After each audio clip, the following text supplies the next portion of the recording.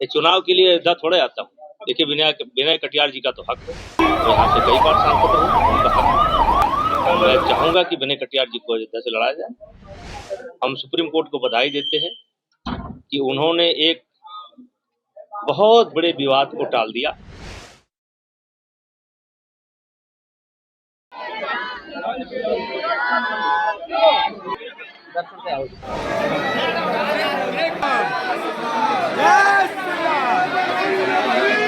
तस्वीरों में आप देख रहे हैं पूर्व सांसद बृजभूषण शरण सिंह इस वक्त जो है रामनगरी अयोध्या पहुंचे हैं और उन्होंने हनुमानगढ़ी दर्शन किया है। महंत हेमंत दास जी उनके साथ मौजूद हैं।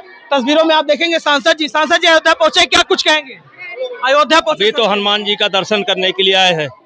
जन्म के समय में अपने राष्ट्र कथा में व्यस्त था, इसलिए हनुमान जी का दर्शन नहीं कर पाया था। आज हनुमान जी का दर्शन करने के लिए आए हैं। यूजीसी पर आपने बड़ा अध्ययन करने के बाद बोला, मामला खत्म हो गया। अब क्या अध्ययन किया नेताजी? एक बार वो मामला खत्म हो चुका है, बोला जा चुका है। तो सांसद जी इस वक्त जो है रामनगरी अयोध्या पहुंचे हैं और तमाम बातें उन्होंने साझा की और इस वक्त हनुमान जी में दर्शन पूजन किया है और अभी वो जो है महाराज जी से आशीर्वाद लेने के लिए आगे जा रहे हैं। 8 जनवरी को मेरा जन्म दिवस, मेरा जन्मदिन पड़ता है, लेकिन इस बार अत्यधिक व्यस्तता के कारण, जो कि राष्ट्र कथा की तैयारी में काफी समय लग गया। इन 8 तारीख तक कथा चली, समापन हुआ, भंडारा हुआ, तो उस कारण मैं अयोध्या नहीं आ पाया था। और बीच में इसलिए नहीं आया कि हेमंत दास नहीं थे, तो बिना इनके मैं दर्शन कैसे करूं। तो ये कल आ गए, आज हम अयोध्या आ गए और हनुमान जी का दर्शन कर रहे हैं। सांसद जी राष्ट्र कथा वर्तमान में ही है कि भविष्य के लिए भी कुछ ऐसा है? हर प्रतिवर्ष के लिए है। जब तक मैं जिंदा रहूंगा तब तक तो गारंटी है, अब आगे देखा जाएगा। प्रतिवर्ष चर्चा है अयोध्या से भी चुनाव होगा, तो कोई सवाल ही नहीं यार। ये चुनाव के लिए अयोध्या थोड़े आता हूँ। अयोध्या तो हम बचपन विनय कटियार जी अयोध्या से चुनाव लड़ना चाहते हैं। देखिए विनय कटियार जी का तो हक है, वो यहाँ से कई बार सांसद रहे, उनका हक। नेताजी कल मैं चाहूंगा कि विनय कटियार जी को अयोध्या से लड़ाया जाए, वो विषय। नेताजी यूसीजी पे स्थगन तो आ गया, लेकिन क्या उससे भाजपा की जो कोड होता है? देखिए यूजीसी का विषय समाप्त हो चुका है और सुप्रीम कोर्ट ने जिस तरीके से टिप्पणी की है, तो उससे ऐसा लगता है कि जब भी यूजीसी आएगा तो जिस स्वरूप में आया था उस स्वरूप में नहीं आएगा।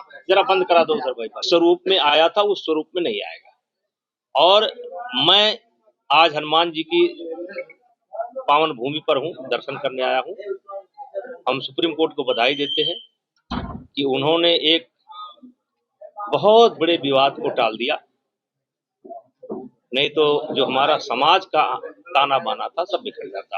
आपने देखिए उसमें कोई नई बात मैंने नहीं कही थी। प्रतिदिन हमारे गांव के बच्चे आते हैं और सब जात धर्म के भी आते हैं, मुस्लिम भी आते हैं और बच्चों के साथ खेलते हैं और शाम को जो कुछ भी घर पर उपलब्ध होता है उनको नाश्ते के रूप में दे दिया जाता है, बच्चे खिलाते हैं।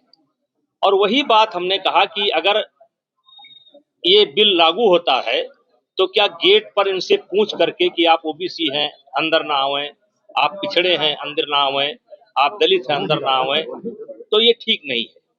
और आज तक जितने भी वीडियो मेरे आए हैं उसमें सबसे 24 घंटे के अंदर 8 मिलियन, मैं तो समझना नहीं हूँ, लेकिन जो लोग बताते हैं इतना पसंद किया है लोगों ने, वो उदाहरण दे करके समझाना।